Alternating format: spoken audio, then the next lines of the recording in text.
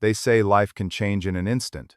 For me, that moment came during what should have been the happiest day of my life. 2 years with Emma had led to this perfect afternoon, a family barbecue in her parents' backyard, the sun shining, and a 2-carat diamond ring nestled in my pocket. As I stood at the grill flipping burgers, Emma held up her phone, apparently recording me for what I thought was a sweet memory. Minutes later, my world collapsed when I overheard her cousin laughing about Emma's new TikTok, calling me her practice husband. The comments from her friends poured in. "He's giving test run vibes for real." That night, instead of proposing, I placed the ring box on the patio table and walked away from the woman I thought I would spend forever with. Before I share how this moment changed everything, drop a comment letting me know where you are watching from, and hit subscribe if you have ever had your trust shattered by someone you loved completely. Emma and I met during my final year of graduate school at a fundraiser for the local animal shelter. She was volunteering at the registration table, her dark hair pulled back in a messy bun, warm brown eyes lighting up when she smiled. What struck me most was her genuine interest in every person who approached her table.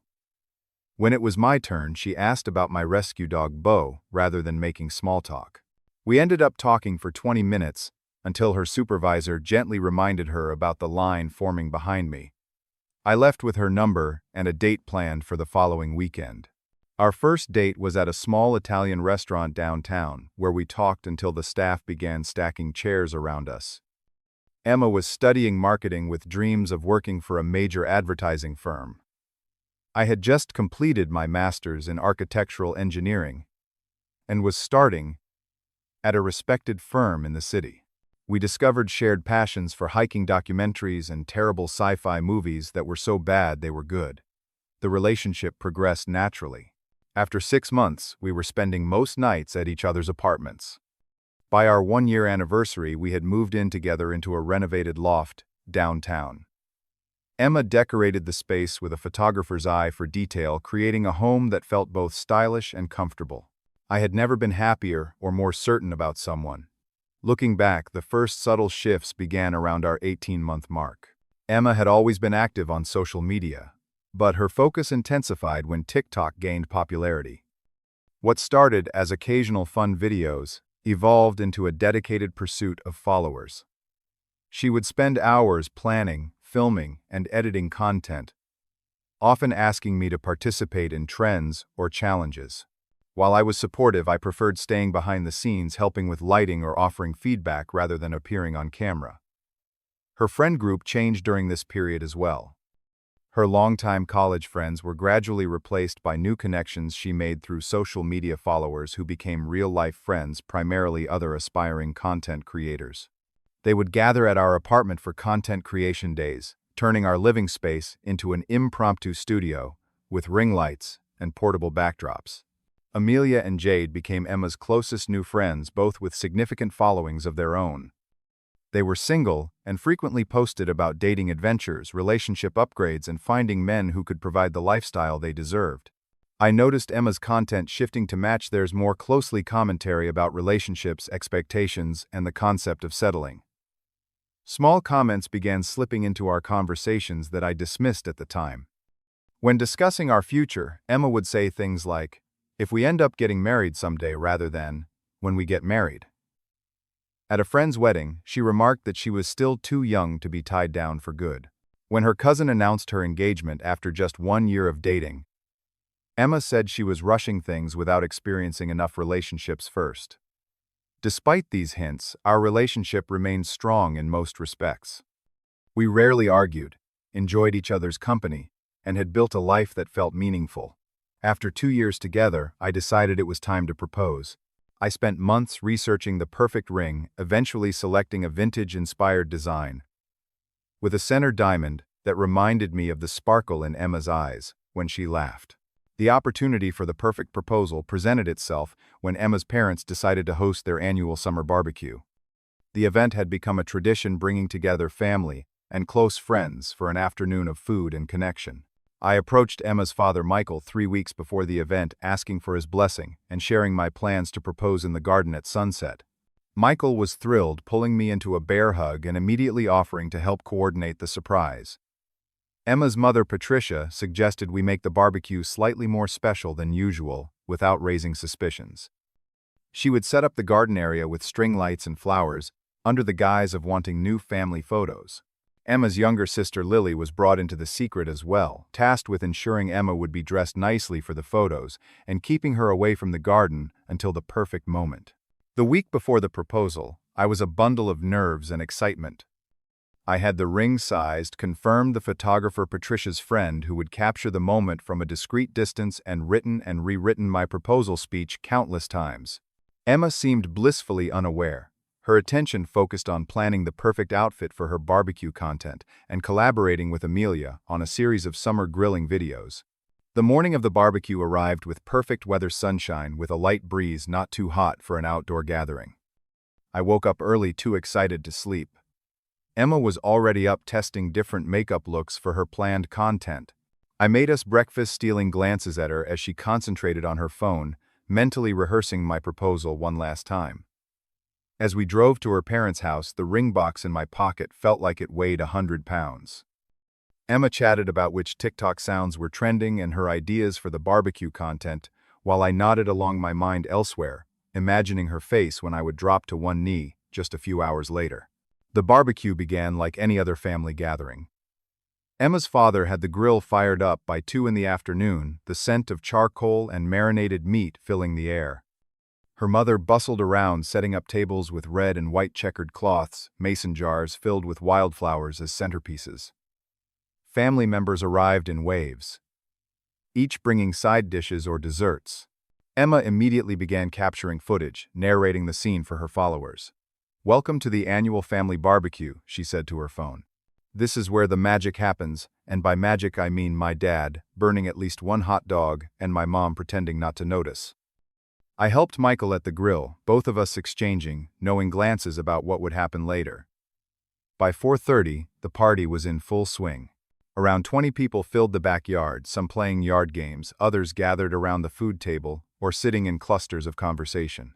Emma flitted between groups, phone in hand, documenting everything for her social platforms. Nervous Michael asked quietly as he handed me the spatula. "Terrified," I admitted, but in the best way possible.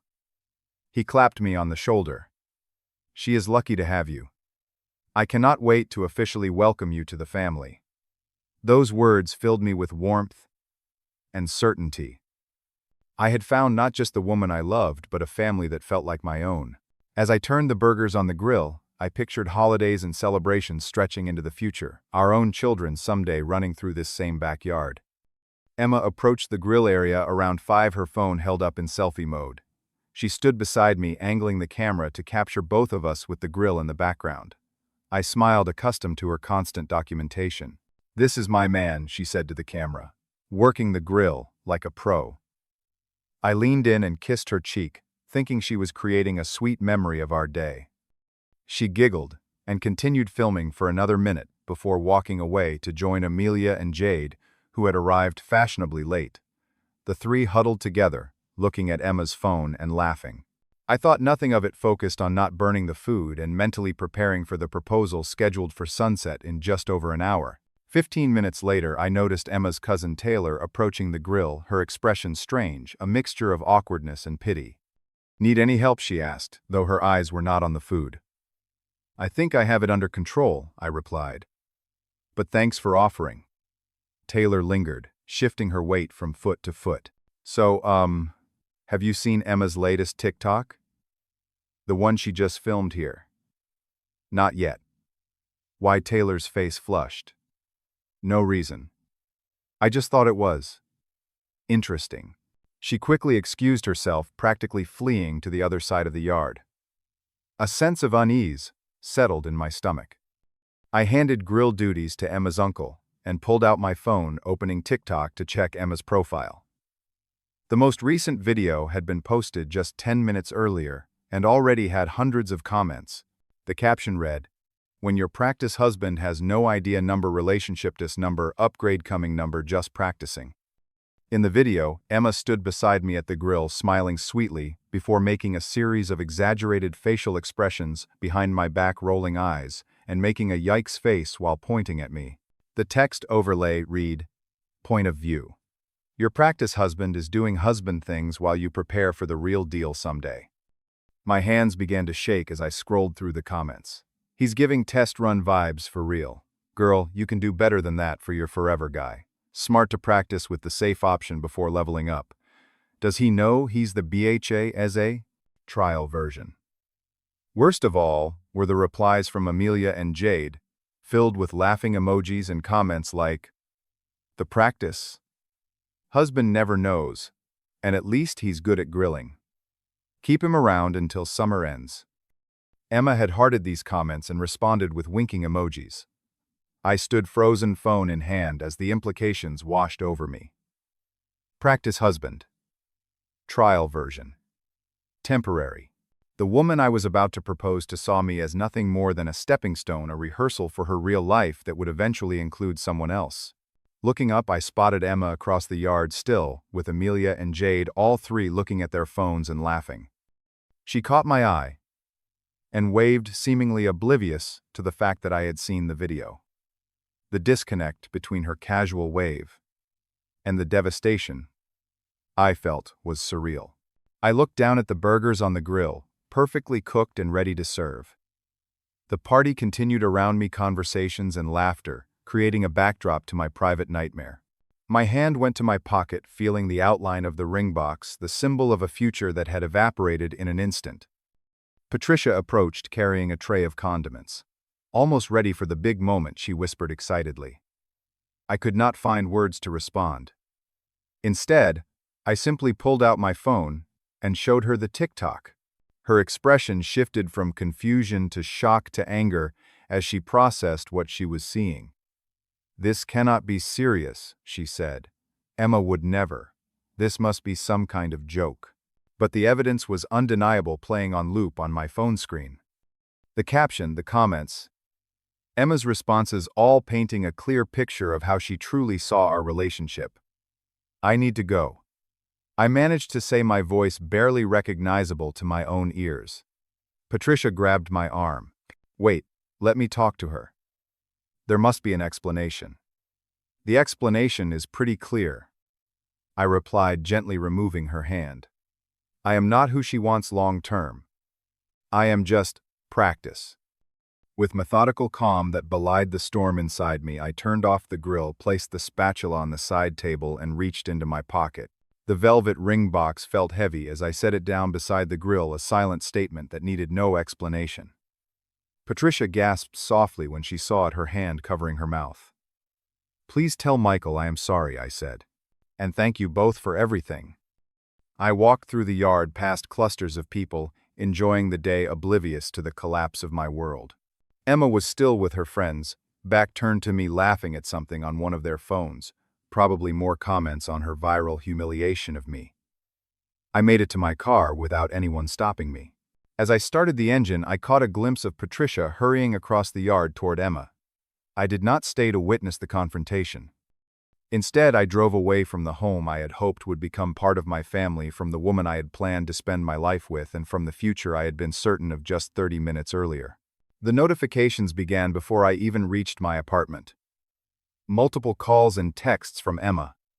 Where did you go? Mom is freaking out about some video. It was just a joke.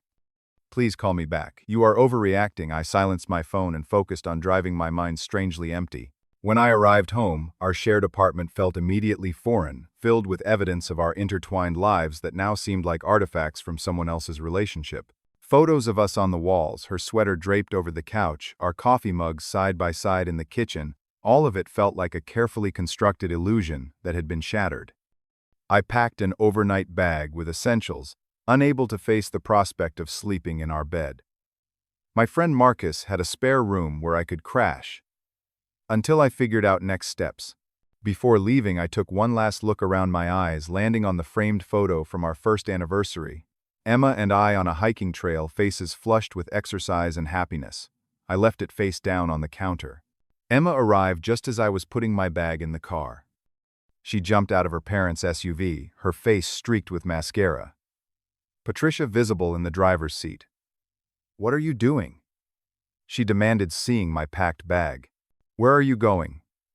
I need some space, I replied, surprised by the steadiness in my voice. Because of a stupid TikTok. Are you serious right now? It was just content, not real life. I looked at her directly for the first time since seeing the video. Was it because it seemed pretty real to me? Practice husband. That is how you see me, right? As temporary. It was a joke, she insisted. Everyone makes those kinds of videos, it is just trending content. Amelia and Jade do them all the time. And you heart their comments about upgrading from me. About me being the trial version. That is also just content. Emma's expression shifted defensive anger, replacing the initial panic.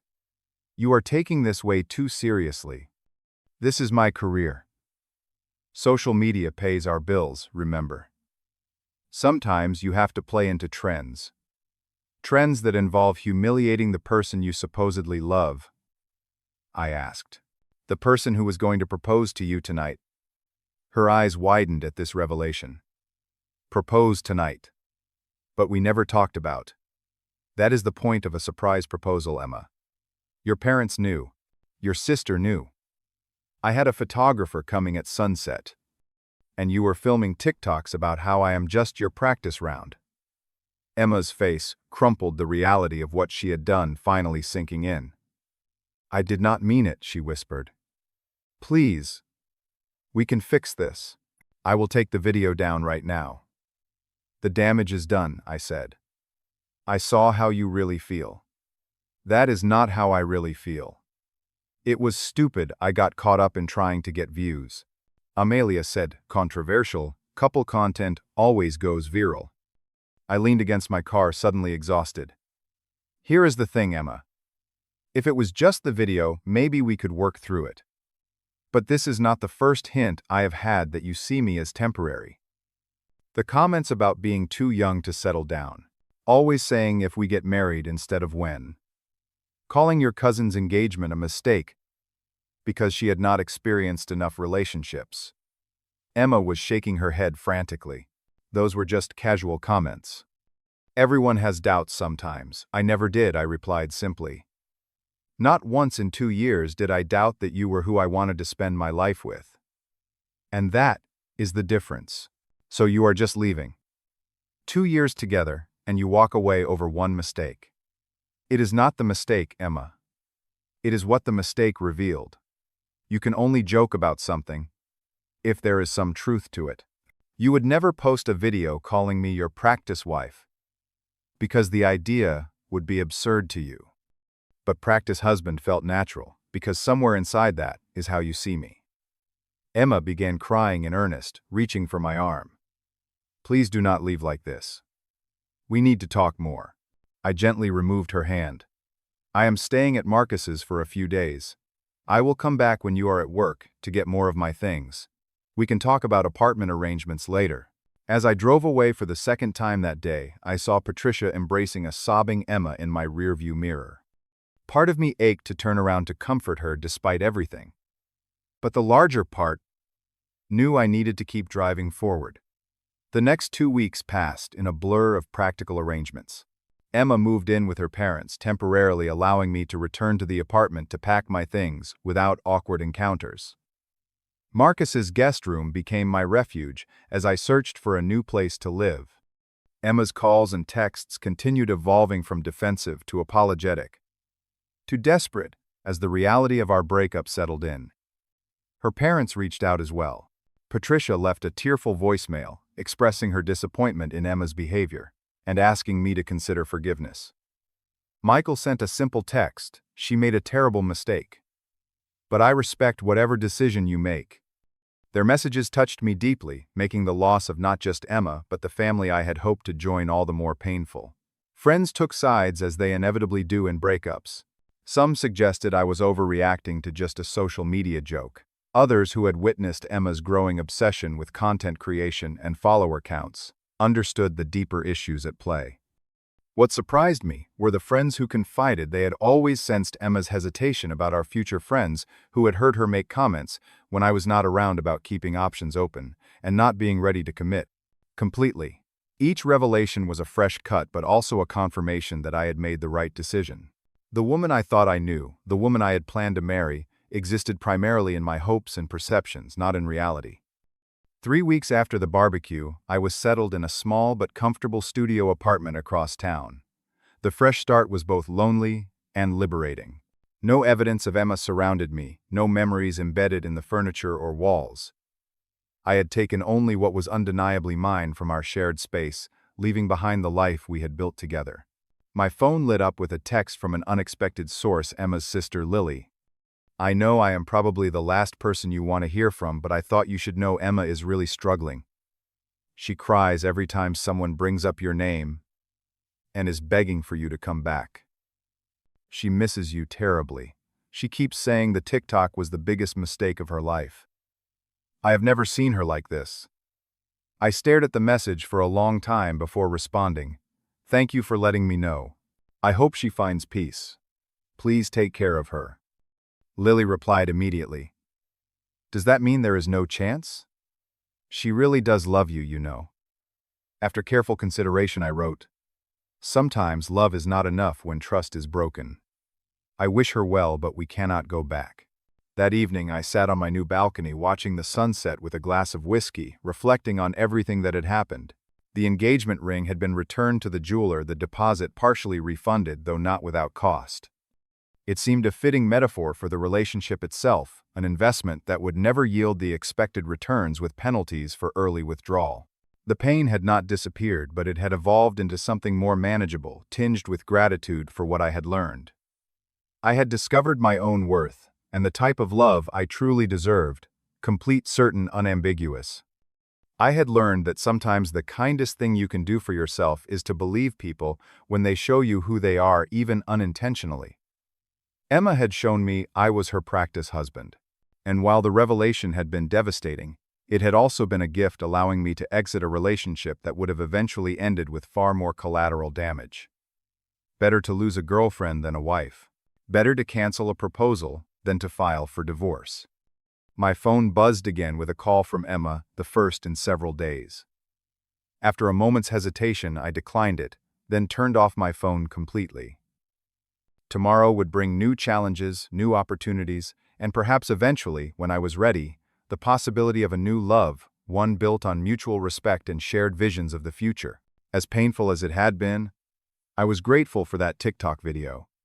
Without it, I might have spent years as someone's practice husband, always working to prove my worth to someone who saw me as temporary. Instead, I was free to find someone who would recognize my value from the start. Someone for whom I would never be a rehearsal, but the main event. The lesson I carried forward was simple: never settle for being anyone's practice round. Real love does not come with qualifiers or expiration dates. It does not trend or go viral. It simply endures, constant and certain, requiring no audience or validation beyond the two people who share it. Have you ever discovered someone's true feelings about you in an unexpected way? What did you do with that information? And how did it change your path forward? Share your story in the comments below. I read every one. If this resonated with you, please hit the like button and subscribe to hear more stories about relationships, self-worth, and the courage to walk away when necessary. Share this video with someone who might need a reminder of their own value. Thank you for listening to my journey, and remember that sometimes the most painful endings lead to the most authentic beginnings. You deserve to be someone's definite choice, never their practice run.